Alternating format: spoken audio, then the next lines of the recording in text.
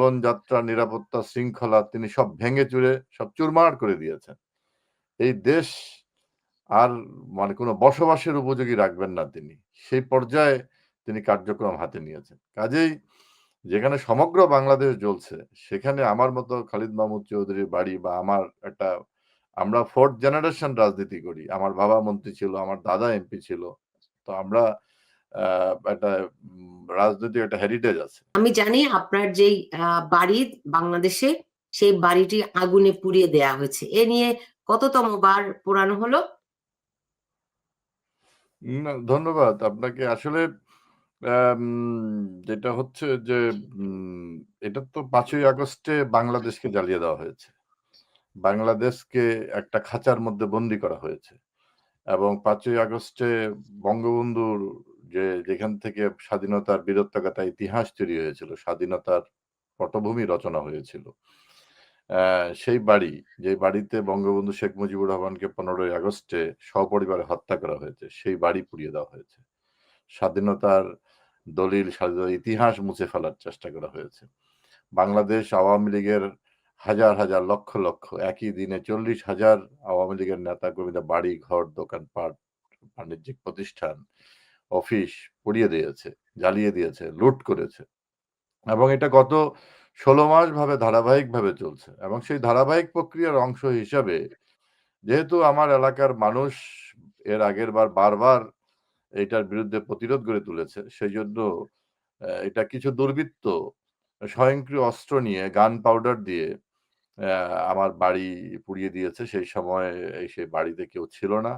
এবং তারা এশার নামাজের সময় যখন মুসল্লিরা মসজিদে ছিল, সেই সময় তারা হামলা করেছে। এবং আ পাশাপাশি আ আমার এলাকার যে পৌরসভা আছে, সেই পৌরসভার যে মেয়র, খুবই জনপ্রিয় মেয়র মোহাম্মদ আসলাম, তার বাড়ি সেই গান পাউডার দিয়ে পুড়িয়ে দিয়ে দুর্বৃত্তরা পালিয়ে গেছে। তো এটা তো বাংলাদেশ তো একটা দুর্বৃত্তের খপ্পরে পড়েছে। যার নেতৃত্ব দিচ্ছেন এই দখলদার ইউনূস। সমগ্র বাংলাদেশের দুর্বৃত্ত, জঙ্গি, সন্ত্রাসী, সাম্প্রদায়িক গোষ্ঠীকে নিয়ে তিনি বাংলাদেশের মানুষকে বিপন্ন করে তুলেছেন। পুরো দেশটাকে বিপন্ন করে ফেলেছেন। দেশের জীবনযাত্রা, নিরাপত্তা, শৃঙ্খলা তিনি সব ভেঙে চুরে সব চুরমার করে দিয়েছেন। এই দেশ আর কোনো বসবাসের উপযোগী রাখবেন না তিনি। সেই পর্যায়ে তিনি কার্যক্রম হাতে নিয়েছেন। কাজেই যেখানে সমগ্র বাংলাদেশ জ্বলছে, সেখানে আমার মতো খালিদ মাহমুদ চৌধুরীর বাড়ি বা আমরা 4th জেনারেশন রাজনীতি করি। আমার বাবা মন্ত্রী ছিল, আমার দাদা এমপি ছিল। তো আমরা আ একটা রাজনৈতিক একটা হেরিটেজ আছে। আমার এলাকার যা কিছু উন্নয়ন, প্রত্যেকটি উন্নয়নের সঙ্গে আমার পরিবারের একটা ছোঁয়া আছে। তো সেখানে মানুষের একটা ভালোবাসা ছিল। সেই ভালোবাসার উপরে আঘাত করেছে দুর্বৃত্তরা। তো কাজেই বাংলাদেশের ৩০ লক্ষ শহীদের রক্তের বিনিময়ে লক্ষ, লক্ষ মা-বোনের আত্মত্যাগের বিনিময়ে যে বাংলাদেশ, সেই বাংলাদেশ আক্রান্ত হয়ে গেছে। সেখানে তো আমার বাড়ি খুবই নগণ্য একটা বিষয়। তবু তো বাড়িঘর পুড়ছে, কিন্তু আপনাদের অনেক নেতাকর্মীর প্রাণহানিও হচ্ছে। না, হাজার, হাজার। আপনি দেখেন এই যে একজন সনাতন ধর্মের মানুষ, হ্যাঁ? তাকে দীপুচন্দ্র। হ্যাঁ, তাকে হচ্ছে কিভাবে এ বে ওই যে তাকে সব ১ম এ তাকে হচ্ছে পুলিশের কাছ থেকে ছিনিয়ে নিয়ে আইনশৃঙ্খলা রক্ষাকারী বাহিনীর কাছে ছিনিয়ে নিয়ে তাকে ১ম এ মানে চরম প্রহার করেছে এবং পরবর্তীতে তাকে অর্ধমৃত অবস্থায় তাকে আগুনে জ্বালিয়ে হত্যা করা হয়েছে।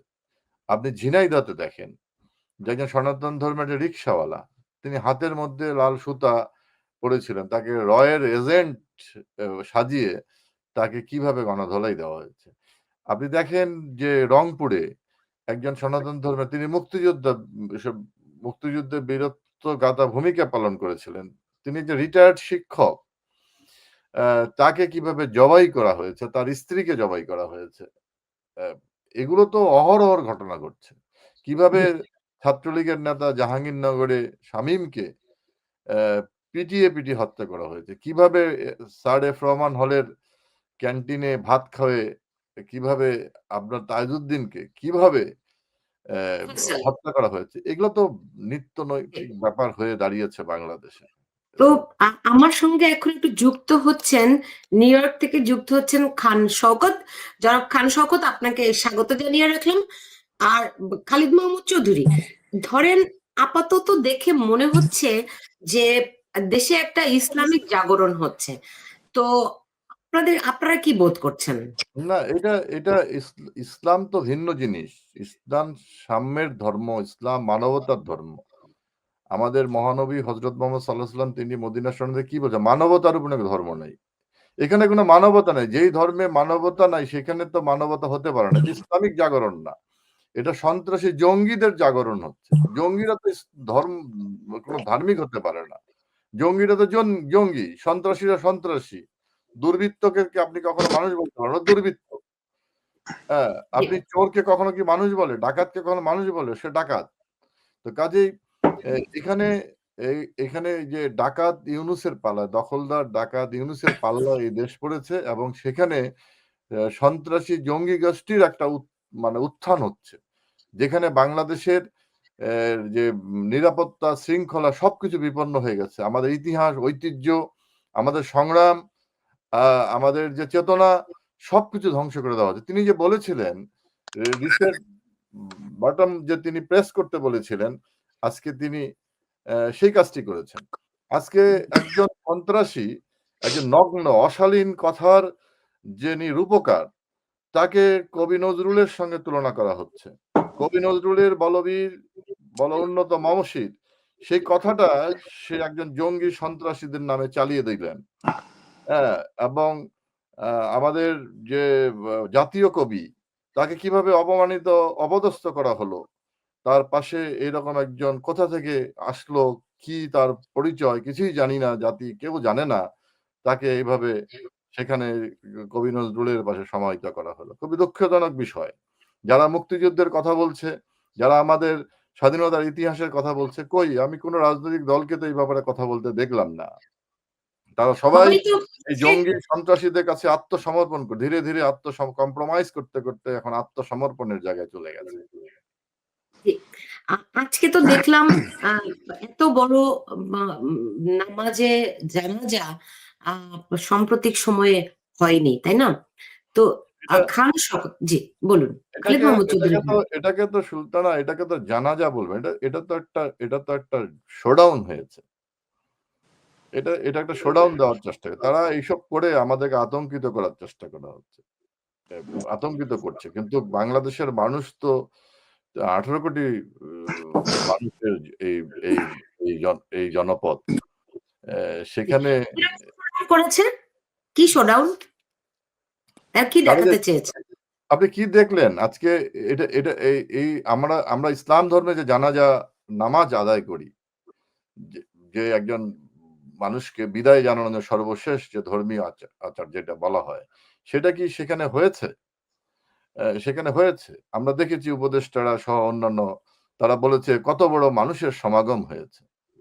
হ্যাঁ, আমাদের দখলদার ইউনূস বললেন, "এত মানুষের সমাগম।" এটা তো সমাগম না। যদি এটা জানাজাই হইতো তাহলে তো বলত যে, "এত মুসল্লির এখানে সমবেত হয়েছে।" তো কেউ তো কারো মুখ দিয়ে তো শুনলাম না যে এখানে সেখানে মুসল্লিরা সমবেত হয়েছে। আমরা দেখলাম সব জঙ্গিরা সেই অনুষ্ঠান শেষ হওয়ার পরেই কিভাবে অ্যা আ আপনার সংসদ ভবন তারা লুট করার জন্য তা তা আ তারা সংসদ ভবনের ভিতরে ঢুকে পড়ল এবং কিভাবে অ্যা তারা হচ্ছে সেখানে সন্ত্রাসী কর্মকাণ্ড চালানোর প্রস্তুতি ঘোষণা করলেন। কিভাবে একটা জানাজায় দাঁড়িয়ে শাহবাগে সমবেত হয়ে আবার পরবর্তী জঙ্গি নির্দেশনার যে ঘোষণা দিলেন। আমি আমি একজন মুসলমান হিসাবে কিভাবে সেটাকে অ্যা আমি দেখব আপনি এটা বুঝতেই পারছেন। জি। খান শওকত, আপনি কিভাবে দেখছেন? এই যে হাদির জানাজা হলো, ধরেন আমি ঠিক বলতে পারব না, ক্যালকুলেট করতে পারব না কত মানুষের সমাগম হয়েছে। লাখ তো অবশ্যই। তো এই এই লাখো মানুষ, তারা তো আমাদের দেশেরই অংশ। তো তাদের সবাইকে কি আপনি জঙ্গি বলবেন? হ্যাঁ, দেখুন, এখানে আছেন আমার আমার নেতা খালিদ মাহমুদ চৌধুরী, আ বাংলাদেশ আওয়ামী লীগের একজন সিনিয়র নেতা। তার সঙ্গে কথা বলতে পেরে আমি একজন ক্ষুদ্র কর্মী, যুক্তরাষ্ট্র আওয়ামী লীগের উপপ্রচার সম্পাদক। এই এই যে নেত্রী যখন চলে গেলেন 16 মাস আগে, তার পরের সপ্তাহ থেকে আমি আমার অনলাইন ভিডিওতে প্রতিদিন বা প্রতি 1-2 দিন পর পর শেখ হাসিনা বীরের বেশে আসবেন ফিরে বাংলাদেশে, এই শিরোনামে আমি আমার বক্তব্য রেখে যাচ্ছি।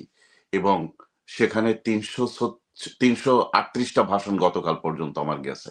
এটা আমি সেই তখন থেকেই আশাবাদী, যতই মব ভায়োলেন্স থাকুক, যতই মব সন্ত্রাস থাকুক, আমি তখন থেকে আশাবাদী আমাদের নেত্রী বীরের বেশে বাংলাদেশে ফিরবেন এবং আমরা মুক্তিযুদ্ধের পক্ষের বাংলাদেশ আবার আবার পুনরায় দেশ স্বাধীন, সেই 71-এর স্বাধীনতার মতো আমরা আনন্দ উৎসব করব। এটা আমি বিশ্বাস করি, সেই বিশ্বাস থেকে এগিয়ে যাচ্ছি।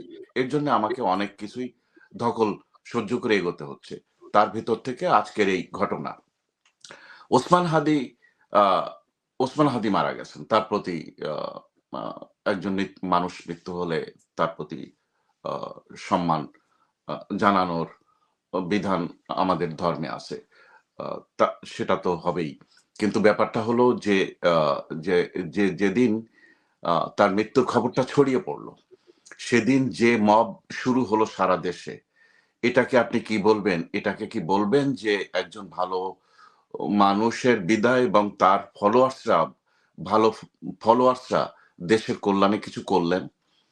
একটু আগে আমার নেতা যে ঘটনাগুলো বললেন, উনি তো মাত্র 3-4টে ঘটনা বলেছেন, শত শত ঘটনা ঘটেছে। এ থেকে আপনি কি মেসেজ দেবেন বাংলাদেশের মানুষকে? তো দেশটা আসলে দখল হয়ে গেছে। দেশটা আসলে এমন নয় যে কোটা আন্দোলনের ছাত্ররা তারা এটাকে তাদের একটা অধিকারের জায়গায় নিয়ে ক্ষমতা দখল করছে, তা না। দেশটা আসলে জঙ্গিদের দখলে চলে গেছে। এখন এটা আমাদেরও অনেক ভুল আছে। সে ভুল আমার সিনিয়র নেতৃবৃন্দ, আমার দলের কেন্দ্রীয় কমান্ড, তারা চিন্তা করবেন আমাদের ভুল কি ছিল। কিন্তু এখন আমরা আছি যুদ্ধের ময়দানে। এই যুদ্ধের ময়দানে দাঁড়িয়ে কোনো ছাড় নেই।